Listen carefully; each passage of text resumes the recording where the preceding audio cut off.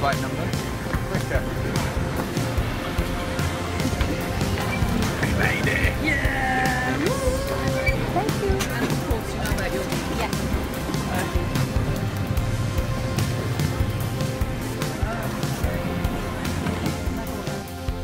He is arguably the most famous person in history.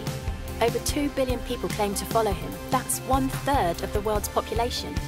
He's represented in art and literature more than any other figure. Time magazine called him the most influential person who has ever lived. But who is Jesus?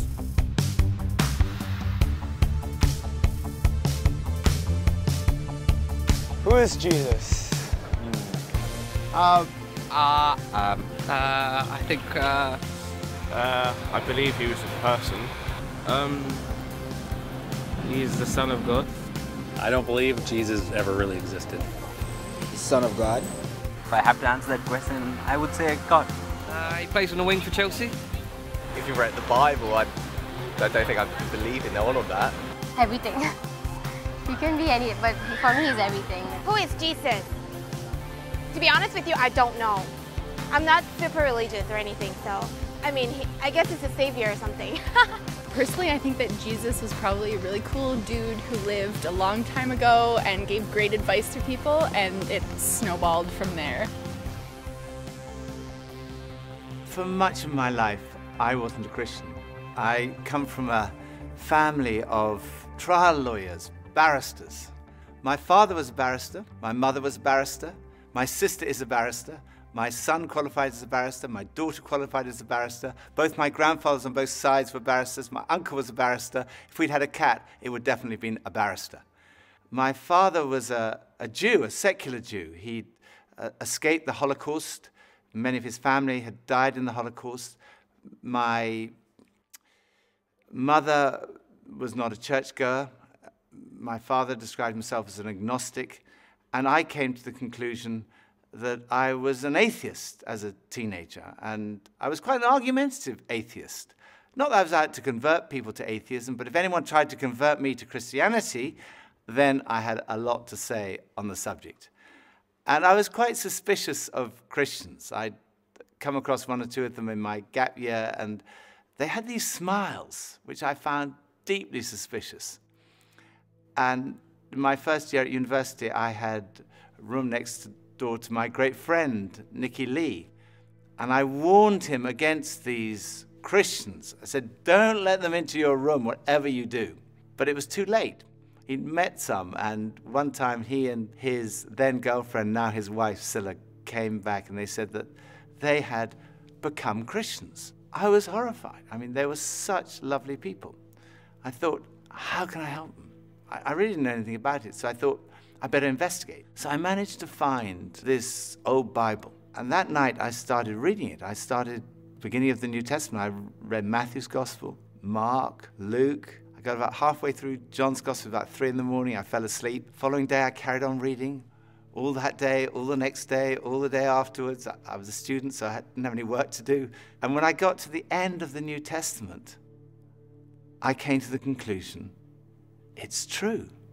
You can't prove Christianity mathematically. You can't prove it scientifically. Science is obviously very important, but science answers a different set of questions. Science answers the questions, when and how did this world come into being? But it can't answer the question, who and why.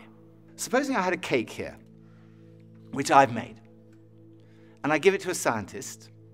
The scientist will be able to answer the question, how it was made. They may be able to tell you when it was made, but only I can tell you who made it and why I made it. Only the creator of the cake can do that. Only I can tell you, I made that cake, and I can tell you why I made that cake. And it's the same with this universe. Only the creator can reveal who made this world and why he made it. And the claim of Christianity is that he has done that. The Creator has revealed himself.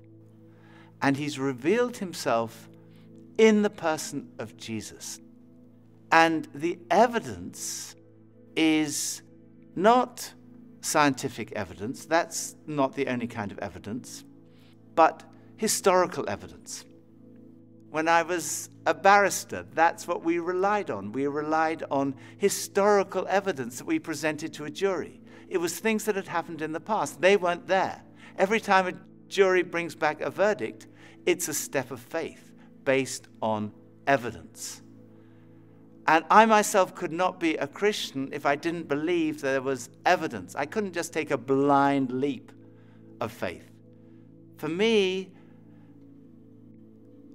faith in Jesus is a step of faith based on good historical evidence. Why start with Jesus, you might say? I didn't even believe there was a God, but I came to believe in God through Jesus, because the resurrection of Jesus strongly suggests that this world has a creator, and that that creator is to be seen in terms of, through the lens of, Jesus. Jesus of Nazareth is believed to have walked these streets around 2,000 years ago. But is there any evidence that he even existed? Well, there's actually quite a lot of evidence. No serious historian would deny that Jesus existed. The Roman historians Tacitus and Suetonius wrote about Jesus, as did the first century Jewish historian Josephus. He described him as Jesus, a doer of wonderful works, and then he goes on to describe his crucifixion and alleged resurrection. So there's evidence outside of the New Testament for the existence of Jesus, but most of the evidence comes from within inside the New Testament. And sometimes people say, well, the New Testament was written such a long time ago. How do we know what was written down hasn't been changed over the years? Well, the answer is that we do know, because of a science called textual criticism. Textual criticism examines the number of copies of early texts that we have available to us today, and it looks at the time gap between the original document and the earliest copy that we have. And basically, the more manuscripts we have and the earlier they are, the less doubt there's going to be about the original. So let's compare the Bible to other texts in ancient history, ones that are widely used in schools and universities. Let's look at the Greek historians Herodotus and Thucydides. They both wrote in the 5th century BC. But the earliest copy of their writings that we have dates from AD 900, and that makes a 1300-year time lapse. And even then, we only have 8 copies of these manuscripts in the first place. Or look at the Roman historian Tacitus. There's a 1000-year gap between his book being written and our first manuscript, and we only have 20 copies. Or another classic, Caesar's Gallic War, 950 years between the book being written and our first manuscript copy. And even then, we only have 9 or 10 copies of these manuscripts. Again, with Livy's famous History of Rome, a 900-year gap between the book being written and our first manuscript, and we only have 20 copies of this. But when it comes to the New Testament, well, it's very different. The New Testament was written between about 40 and 100 AD, and we have manuscript evidence going back as early as 130 AD, and full manuscripts by 350 AD. And we have more than 5,300 Greek manuscripts, 10,000 Latin translations, and 9,300 others. So, you know, we can be pretty confident in the accuracy, the authenticity, and the integrity of the New Testament scriptures that have been passed down to us today.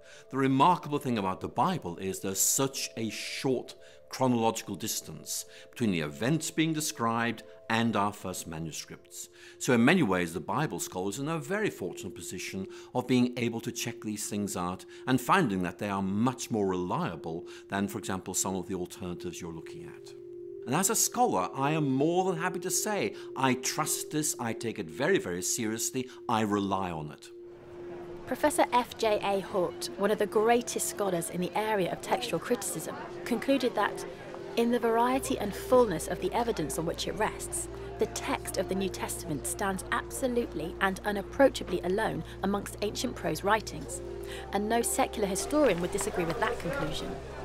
So we know from evidence outside and inside the New Testament that Jesus existed. But who was he? Well, we know that he was fully human. He had a human body. He ate, he drank, he sweated, he got tired, he suffered pain. And he had human emotions, love, joy, sadness, and human experiences. He had the experience of growing up in a family, of education, of having a job, of being tempted. And he experienced bereavement and suffering and torture and even death. Many today would say, okay, he was a human being, but only a human being. Maybe he was a great religious teacher, but no more than that. Others would say he was much more than that. Bono, the lead singer of the band U2, has said, "I don't think you're let off easily by saying he was a great thinker or philosopher, because actually he went around saying he was the Messiah. That's why he was crucified. He was crucified because he said he was the Son of God. So he either, in my view, was the Son of God or he was nuts. And I find it hard to accept that all the millions and millions of lives, half the earth, for nearly 2,000 years, have felt their lives touched and inspired by some nutter. I don't believe it." He went on to say, "I believe that Jesus was the Son of God." What evidence is there to suggest that Jesus was more than just a great religious teacher? There are two parts to this argument. The first is, what did Jesus think about himself? Because if Jesus didn't think he was God, that's the end of the argument. But if he did, the second part of the argument is, was he right? So, what did Jesus say about himself? First piece of evidence is the fact that his teaching was centered on himself. Most great religious teachers point away from themselves. They say, don't look at me, look at God. Jesus, who personified humility in pointing people to God, pointed to himself. He said, look at me, come to me. We've talked about this search for meaning and purpose, that feeling of like a spiritual hunger that other things don't quite satisfy. Jesus said, I am the bread of life. I'm the one who can satisfy that spiritual hunger. Addiction is a major problem in our society. Jesus said, if the Son, in other words, if he himself sets you free, you will be free indeed. Then there's all the stuff we carry around, worry, anxiety, guilt, fear. Jesus said, come to me, all you who are weary and burdened, and I will give you rest. He said, if you receive me, you receive God. If you welcome me, you welcome God. If you've seen me, you've seen God.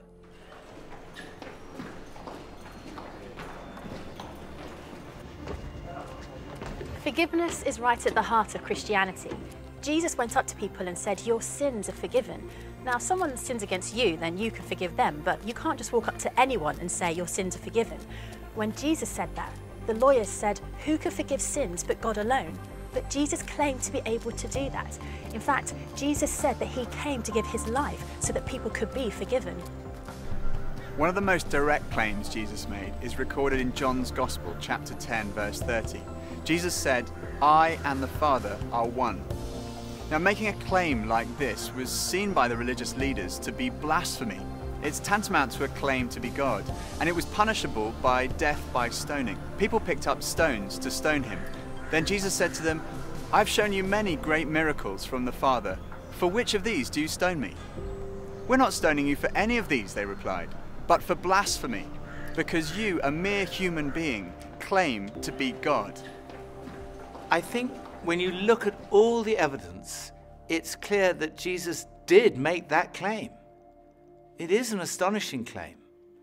And a claim like that needs to be tested. If you think about it, there are only three possibilities. It was not true, and Jesus knew perfectly well it wasn't true, in which case he was a fraud. Or it was not true, and he simply didn't realize it. He genuinely thought he was the Son of God, in which case he was deluded. I think we'd say he was insane. But logically, there is only one other possibility, and that is, it's true, he was telling the truth. C.S. Lewis, Cambridge professor, best known as the author of the Chronicles of Narnia, he put it like this: a man who was merely a man and said the sort of things Jesus said would not be a great moral teacher. He'd either be insane or else he'd be the devil of hell. You must make your choice. Either this man was and is the Son of God, or else insane or something worse. But let's not come up with any patronizing nonsense about his being a great human teacher. He hasn't left that open to us. He didn't intend to. So was Jesus right in what he said about himself? What evidence is there to support his claims? Well, the first piece of evidence is his teaching. Much of the New Testament records numerous occasions where crowds gather to hear Jesus teach. And on one occasion, on a mountain like this, more than 5,000 people gathered to listen to the teaching of Jesus.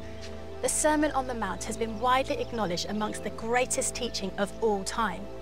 Jesus' teaching has been the foundation of our entire civilization. Many of our laws were originally founded on Jesus' teaching. Love your neighbour as yourself. Do to others as you would have them do to you. And then this, totally revolutionary. Love your enemies. In fact, we've advanced in every field of science and technology, yet in 2,000 years, no one has ever improved on the moral teachings of Jesus. They are the greatest words ever spoken. They're the kind of words you might expect God to speak.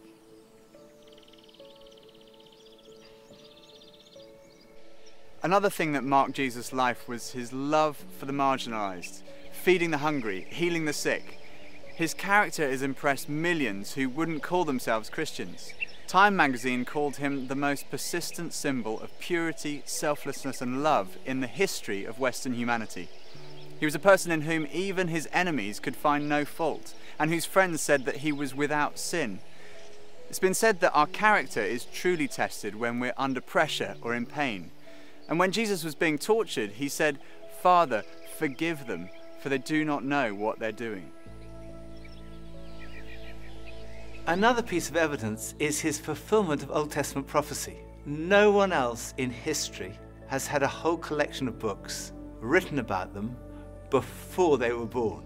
Jesus fulfilled over 300 Old Testament prophecies, 29 of them in a single day. Of course, it could be suggested he was a kind of clever con man who set out deliberately to deceive people. He read all these prophecies and he thought, right, I'm going to go through and I'm going to fulfill them all in my life.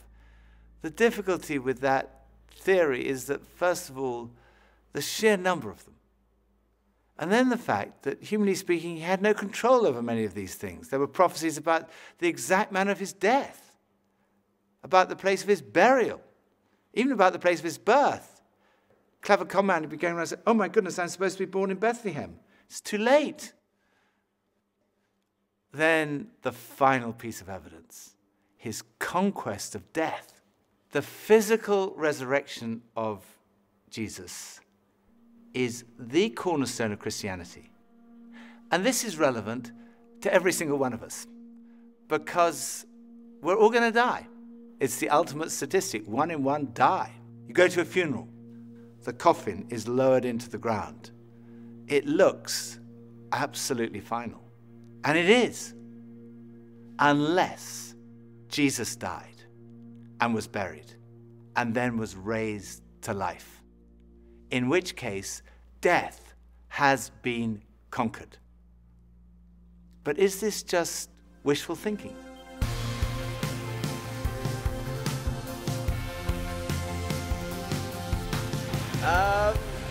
Rose from the dead. That's what I was taught. I don't know, I can't say yes or no. Yes, I do believe that Jesus rose from the dead. As a man of science, I think that's pretty impossible. I believe so. No. Yes, I did. I definitely don't think that Jesus rose from the dead. Yeah, I don't think he did. No, Jesus did not come back from the dead. That's ridiculous. Well, it could be used as a metaphor, right? Could have been a drug trip. Yeah, of course he did. I do believe in that, 100%. Just the relationship that I have with him is proof enough. I'm not sure. I haven't looked that up. I don't know. I don't know. There are 4 pieces of evidence for the resurrection. The first is his absence from the tomb. No one has ever satisfactorily explained how Jesus' body was absent from the tomb that first Easter day. People have come up with all kinds of explanations. For example, maybe the authorities stole the body. Well, in that case, why didn't they produce it when people started saying that he'd risen from the dead? Or perhaps the robbers stole the body. But when the disciples heard that Jesus had been seen, they ran to the tomb, and they found that the tomb was not empty. Inside the tomb were the grave clothes that Jesus had been wrapped in. The only valuable thing that a robber might have taken was still there. The grave clothes had collapsed like a caterpillar's cocoon when a butterfly has emerged. And the piece that had been around Jesus' head had been folded up and put in a different place. And when they saw that, they believed. The second was his presence with the disciples. Jesus was seen on more than 11 occasions. On one occasion, by a group of around 500 people. People say, well, it could have been a hallucination. Well, hallucination does happen among highly strung, very nervous or highly imaginative people, or people who are sick or on drugs. But the disciples don't fit any of those categories. They were cynics like Thomas. There were tough fishermen, there were tax collectors, and tax collectors do not hallucinate. The third piece of evidence is the transformation that we see in the disciples. Here was a group of people who were disillusioned, despairing that their leader had died, and then suddenly they were transformed. They started saying, we've seen Jesus, he's really alive. And they went around telling everybody. Later on, practically all of them were killed, crucified, tortured, beheaded because of what they believed. And if they were deceiving people, all they had to do was say, no, it's not actually true. But they never said that because they knew it was true. It had totally transformed their lives. And as a result, this extraordinary movement swept around the whole known world. And it's a movement without precedent in the history of humanity. And fourth, it's still happening today. There are now over 2.3 billion Christians around the world, of every ethnicity, continent, nationality, economic, social and intellectual background. They all speak of this encounter with the risen Jesus Christ.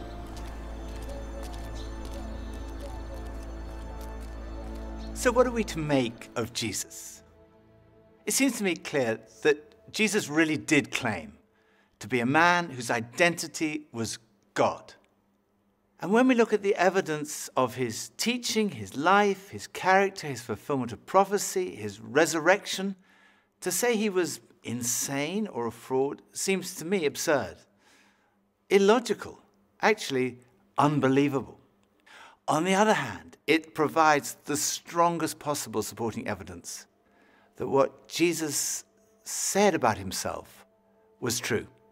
And when I looked at the evidence, when I read the New Testament, I came to the conclusion it is true. I didn't want to become a Christian because I thought if I became a Christian, life would be totally miserable from that moment onwards. So I tried to put it off. I thought I'll put off becoming a Christian to my deathbed.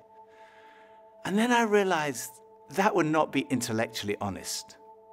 So very reluctantly, I kind of said, okay. Yes. And at that moment, I can still remember that moment so clearly. It dropped from here, from my head, being convinced it was true, to here in my heart, having an experience of a relationship with Jesus. And finding what, I guess looking back, unconsciously, I'd been searching for all my life. Something that provided ultimate meaning and purpose to my life. It was the very last place on earth that I expected to find it. But at that moment, I found that what Jesus said was true. Jesus said, I have come that you might have life and life in all its fullness. It really is true that God has revealed himself in Jesus. Jesus really is who he claimed to be. Jesus really did rise from the dead. There is hope beyond this life. There is hope for this life. Right now, in this life, in an encounter with Jesus, we find life and life in all its fullness.